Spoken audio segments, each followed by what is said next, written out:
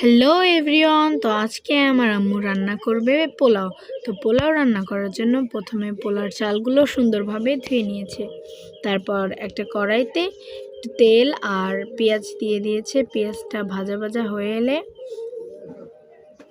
পোলার চাল,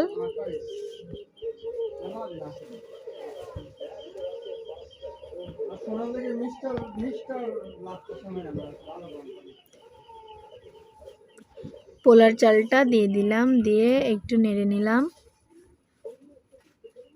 হালকা ভাজা ভাজা হলে সেখানে দারচিনি আর এলাচ দিয়ে একটু তেল দিয়ে দিলাম।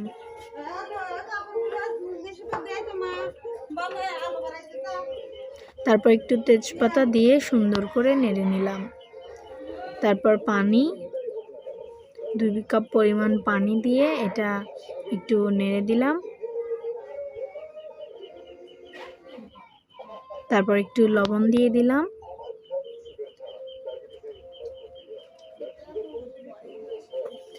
পোলাওটা হয়ে এলে সেখানে বেরেস্তা ভাজা দিয়ে নামিয়ে নেব।